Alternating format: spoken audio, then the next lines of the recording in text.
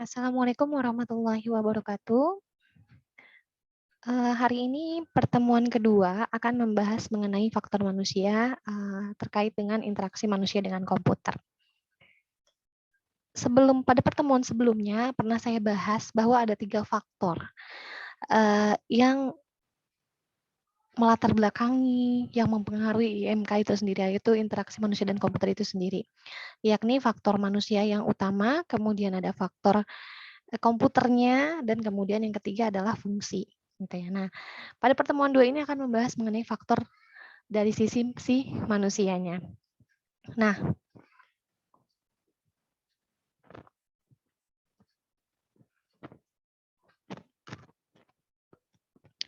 pada faktor manusia yang perlu kita ingat adalah antara manusia dan komputer sama-sama memiliki yang namanya sistem pengolahan.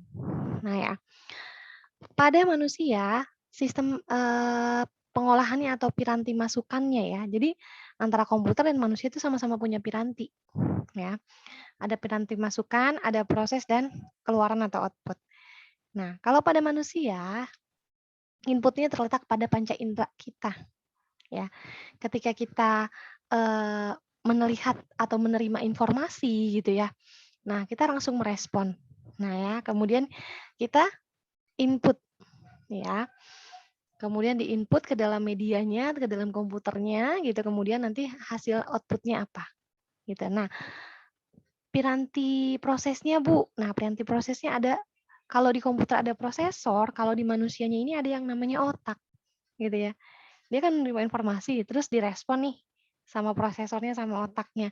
Nah, kemudian nanti keluarannya seperti apa? Tergantung dari informasi yang diterima. Nah, kalau untuk komputernya ya kita biasa melihat piranti masukan dan keluaran di komputer ya, terdiri dari hardware-hardware seperti mouse, kemudian ada monitor gitu ya. Kemudian ada CPU gitu.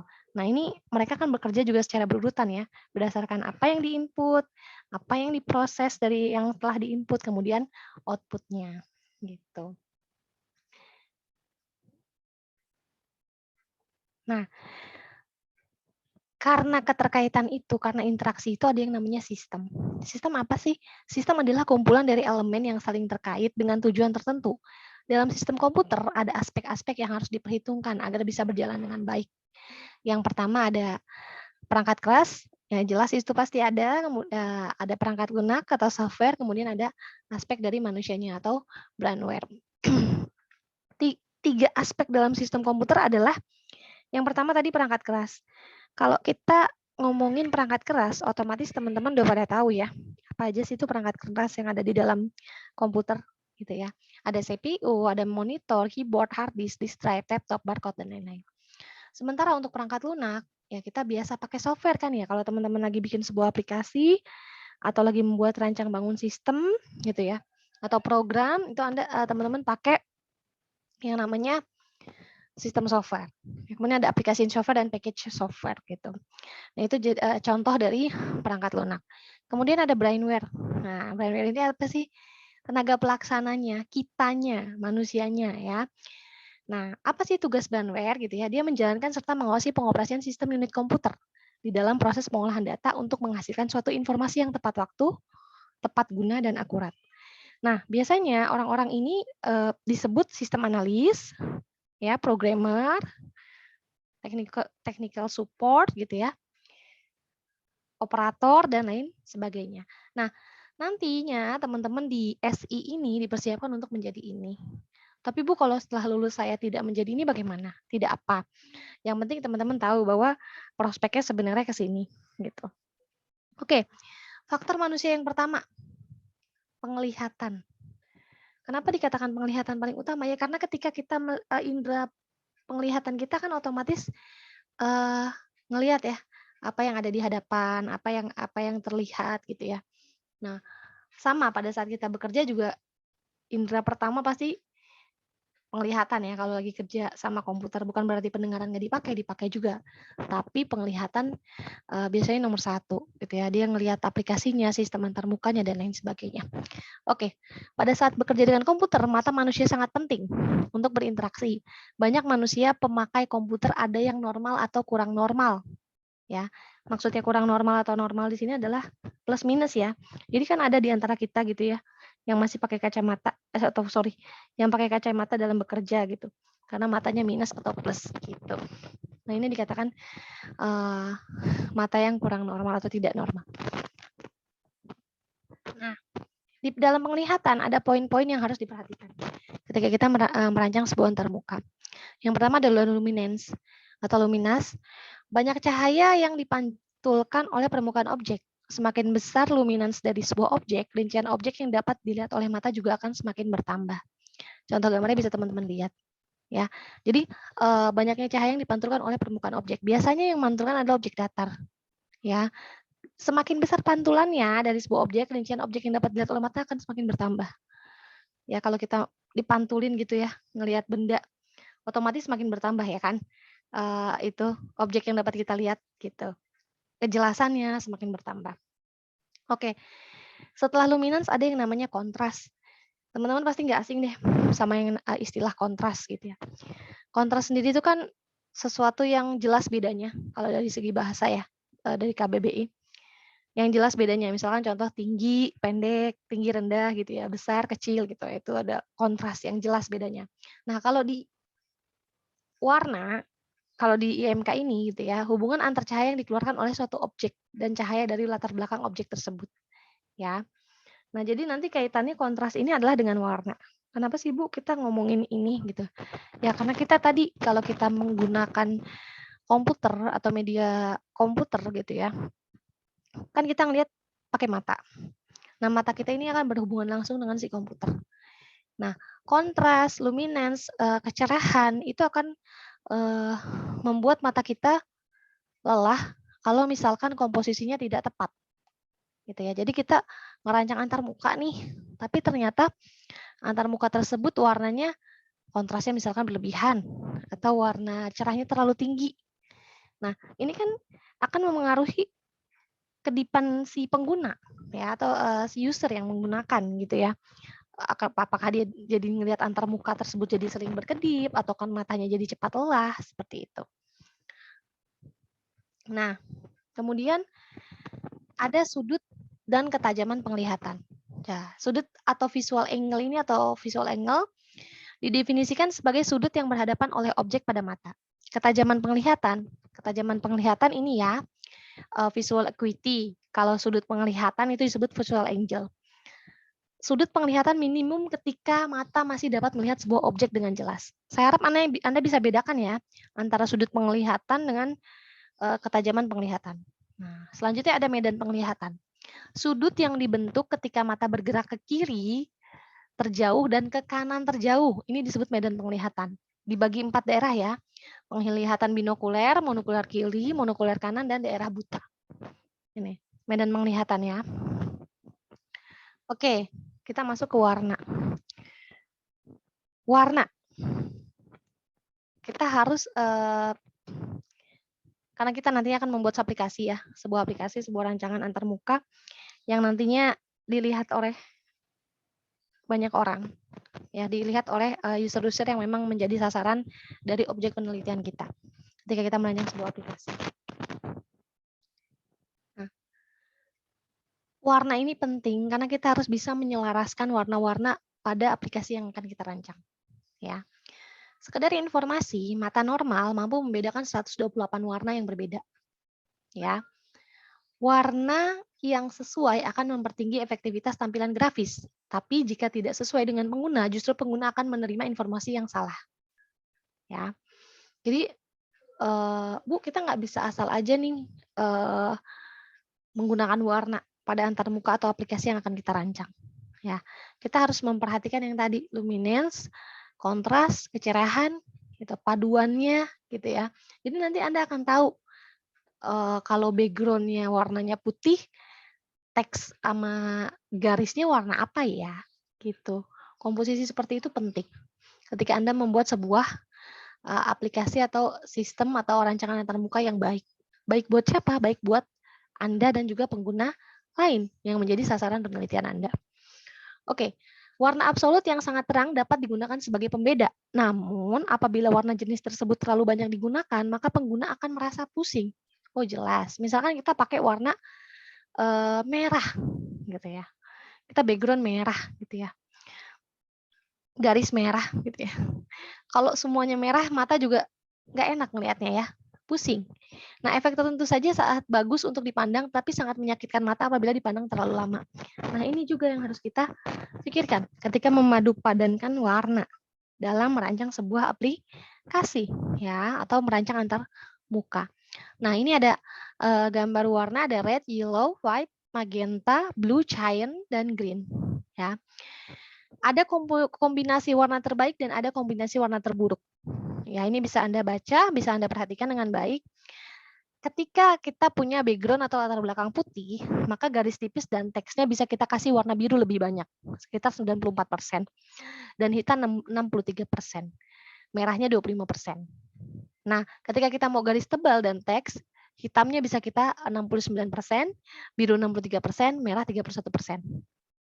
Itu komposisi warna terbaik. Jadi jelas ya, kalau teks garis tipisnya biru, tulisannya misalkan hitam, merahnya berapa gitu ya, merahnya berapa 20%, itu akan selaras. Tapi kalau misalkan kita latar belakangnya putih, terus garis tipis dan teksnya kita kasih kuning, full, dan cyan. Cyan warna cyan tahu ya, dia kayak warna biru telur asin gitu. Kemudian garis tebalnya kita kuning lagi, cyan. Sementara background-nya adalah white atau putih. Nah, ini bisa Anda jadikan acuan ketika Anda membuat sebuah tampilan rancangan antarmuka untuk membuat aplikasi. Entah itu website atau berbasis desktop. Ya, kalau background-nya hitam, maka itu biasanya lebih banyak di putih, ya. Putih, kuning gitu ya. Putih, kuning, hijau. Nah, itu kalau background-nya hitam. Nah, kalau yang komposisi terburuknya, kalau kita udah background-nya hitam, kasih biru, merah, itu nggak boleh ya. Itu buruk. Jelas kita bisa membayangkan ya bagaimana ketika udah background-nya hitam, kemudian teksnya biru, garisnya merah, ada magentanya untuk berapa picture gitu. Kita bisa membayangkan ketika tampilannya seperti itu. Ya, itu kombinasi warna yang tidak baik gitu ya, atau yang buruk. Oke. Mohon diperhatikan. Saat membuat aplikasi, para desainer harus memahami psikologi warna agar pencampuran warna tidak membuat mata merasa tidak nyaman dan cepat lelah. Karena mata harus melakukan penyesuaian dengan warna tampilan yang digunakan. Ini note buat Anda. Nah, aspek-aspek yang perlu Anda perhatikan ya ketika memilih warna, yang pertama ada aspek psikologis. Apa aja aspek psikologis itu? Yang pertama, hindari pemakaian warna yang tajam dan simultan. Warna merah, jingga, kuning, dan hijau dapat dilihat bersama-sama. Tetapi cyan, biru, dan merah tidak dapat terlihat secara serempak dengan mudah. Keterangan, ya. Itu terlalu tajam warnanya. Kemudian hindari warna biru murni untuk teks, garis tipis, dan bentuk yang sangat kecil. Penglihatan tidak diset untuk memandang sesuatu yang detail, tajam, serta bergelombang pendek. Nah, hindari warna berdekatan yang hanya berbeda dalam warna biru. Warnanya misalkan mirip biru muda, navy gitu ya. Hindari. Kemudian perlu pengaturan pencahayaan di dalam ruangan karena warna akan berubah ketika cahaya berubah. That's it kalau kita lagi ngambil gambar ya. Ini lebih diperhatikan lagi. Kemudian hindari penempatan warna merah dan hijau secara berseberangan pada tampilan skala besar. Gunakan warna biru dan kuning. Ini tips. Oke. Yang kedua ada aspek perseptual. Tidak semua warna bisa dibaca. Secara umum warna latar belakang cenderung lebih gelap. Ya. Ya kalau mau terang ya tadi komposisinya ya boleh putih gitu ya. Atau boleh merah tapi dengan catatan gitu ya. Tapi memang kebanyakan gitu ya desainer ambil background ke warna yang lebih agak gelap. Misalkan abu-abu gitu ya. Yang ketiga ada aspek kognitif. Jangan menggunakan warna yang berlebihan, ya. Jangan terlalu explore warnanya terlalu banyak gitu ya. Oh, saya mau tampilan saya itu lebih rainbow, lebih pelangi gitu. Tapi ternyata itu terlalu berlebihan atau too much. Jadinya nanti nggak enak dilihatnya aplikasi Anda. Yang kedua, warna yang sama membawa pesan yang serupa. Perhatikan ya. Jadi kalau misalkan kayak tadi itu warna yang deket-deketan, biru, navy gitu ya. Pesannya sama gitu. Oh, sama aja nih. Nggak ada beda. Padahal itu maksudnya berbeda dari yang disampaikan. Ketiga, kecerahan dan saturasi akan menarik perhatian. Ya, berarti boleh ya Bu kita pakai warna cerah? Iya, tapi perhatikan aspek psikologisnya juga. Nah, selain penglihatan ada pendengaran. Manusia mendeteksi suara dalam frekuensi 20 Hz sampai 20 kHz. Manusia juga mendengar suara antara 50 desibel sampai dengan 70 desibel. Tetapi telinga manusia akan rusak mendengar lebih dari 140 desibel. Manusia tidak mendengar frekuensi kurang dari 20 desibel. Ya. Ini jarak jangkauan. Ini kalau misalkan Anda pakai sound ya di aplikasi Anda gitu ya. Ini mau diperhatikan aja. Ya, jangan terlalu tinggi suaranya, jangan terlalu ada di posisi yang mampu didengar manusia aja. Oke, sentuhan. Sentuhan merupakan sarana manusia untuk berinteraksi. Ya, sama ketika si manusia atau kita berinteraksi dengan komputer. Gitu ya. Itu adalah kita gunakan sentuhan. Contoh, dalam penggunaan papan ketik keyboard atau tombol, maka manusia akan lebih nyaman apabila tombol atau keyboard tidak berat proses penekanannya. Kalau proses tekannya misalkan huruf A, B, C, D gitu, menulis nama berat atau keras gitu papan keyboardnya, tentu itu membuat manusia atau kita nggak nyaman menggunakan keyboard tersebut gitu ya. Nah, perkembangan teknologi sekarang mengarah pada pemakaian komputer dengan sistem layar sentuh atau touchscreen. Udah banyak ya udah kita bahas di pertemuan pertama kemarin. Oke.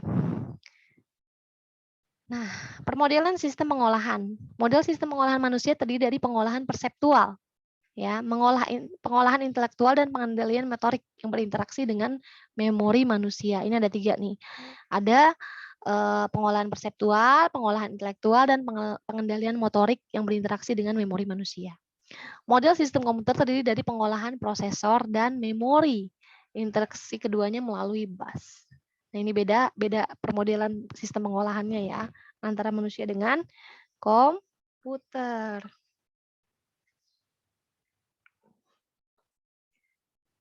Oke, aspek ergonomik ya.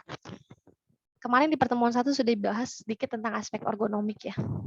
Ergonomik adalah faktor kenyamanan kerja ya, yang mempunyai pengaruh nyata dalam hal peningkatan maupun penurunan efisiensi dan efektivitas kerja. Sepenting itu ya aspek ergonomik dalam IMK. Kenapa?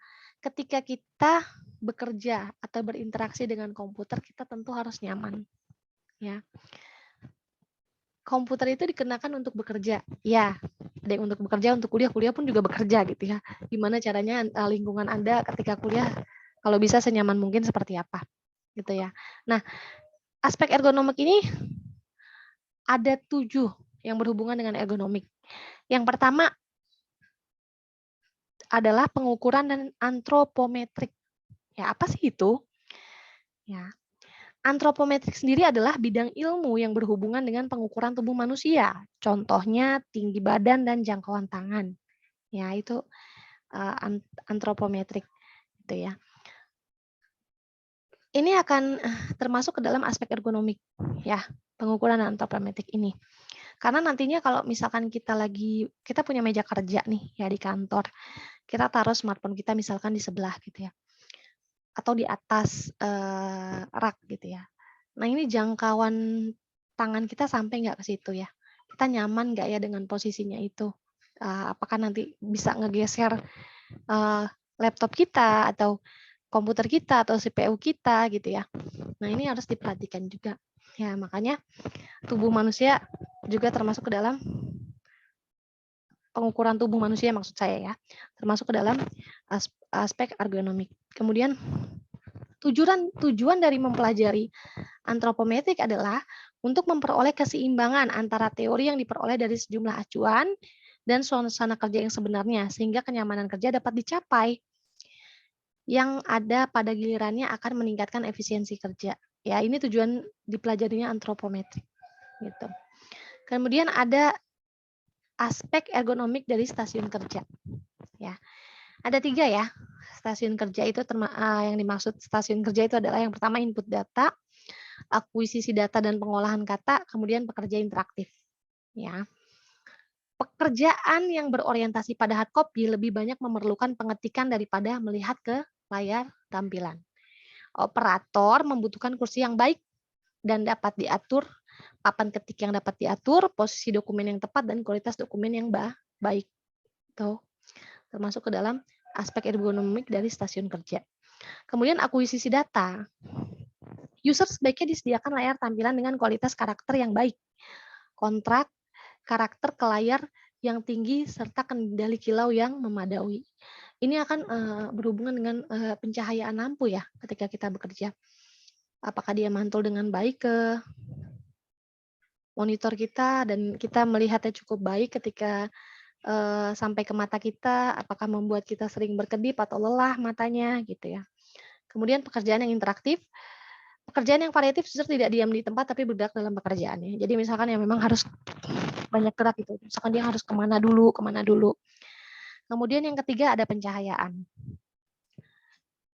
Yang pertama untuk menghindari cahaya kilau yang ditimbulkan oleh layar monitor adalah dengan memasang filter anti kilau. Ini bisa. Kemudian tujuan utama dari perancangan cahayaan mengenai peletakan layar monitor antara lain yang pertama menghindarkan user dari cahaya terang langsung maupun pantulan yang mengenai layar monitor. Ya. Menghindari adanya kecerahan pada bagian depan user yang berlebihan dibandingkan kecerahan layar monitor. Ketiga, memberikan keyakinan bahwa adanya pencahayaan yang cukup untuk pekerjaan yang tidak menggunakan layar monitor. Nah, cahaya dalam sebuah ruangan ada 2. Yang pertama cahaya tidak langsung dan cahaya langsung. Ya. Jadi ada lampu nih yang di belakang kita. Nah, itu kan mantul mengarahnya ke monitor. Nah, cahaya itu mantulnya ke mata kita kan ya dari monitor kan kayak tadi luminance yang saya katakan. Dia memantulkan cahaya ke monitor terus ke mata kita. Nah, ada juga itu cahaya mata tidak langsung, kalau cahaya mata langsung jadi kayak cahaya lampu yang memang langsung ke mata kita. Gitu. Kemudian yang keempat, yang berhubungan dengan aspek ergonomik, yang keempat adalah suhu dan kualitas udara. Suhu dan kelembaban merupakan faktor yang sangat penting dalam kualitas udara. Suhu udara yang panas dapat membuat berkurangnya konsentrasi kerja, itu jelas.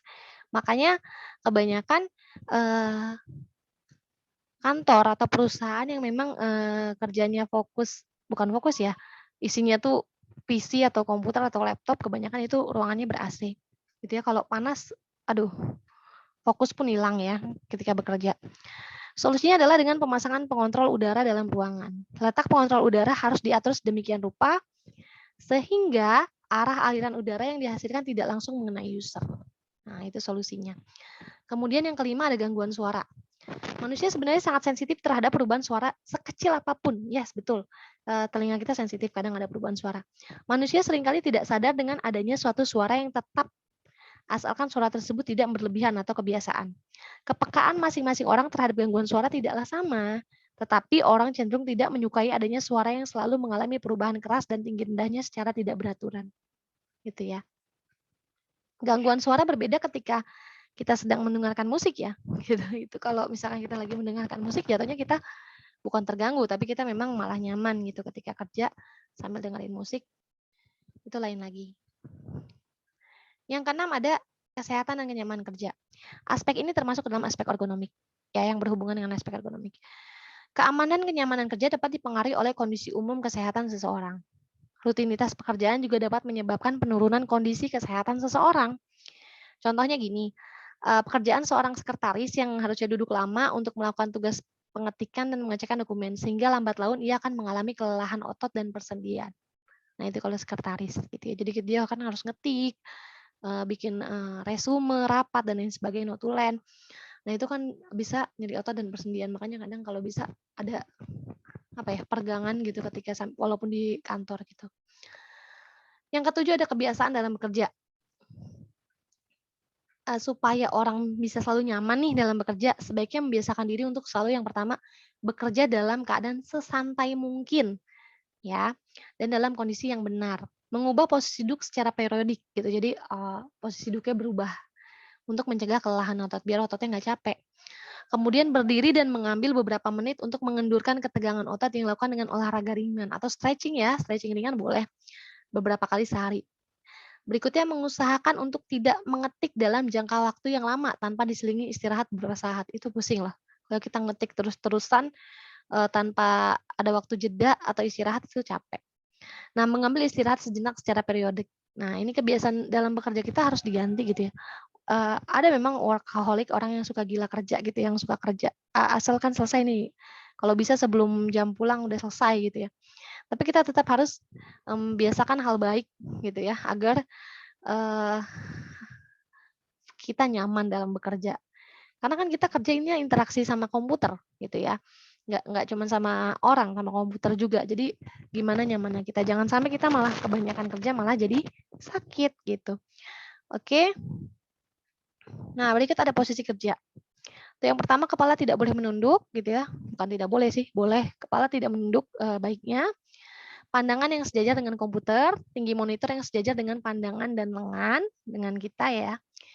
Nah, posisi bahu yang santai, posisi punggung yang tertopang tuh itu, lihat ya, bangkunya pun sudah diusahakan gunakan bantalan lunak untuk menopang paha bagian bawah, ada pijakan kaki ya di tempat meja kerjanya, atur benda dalam jangkauan. Nah, ini tadi ya, salah satu aspek antropometrik. Tangan sejajar dengan lengan bawah. Oke, untuk faktor manusianya seperti itu. Kalau ada pertanyaan silahkan.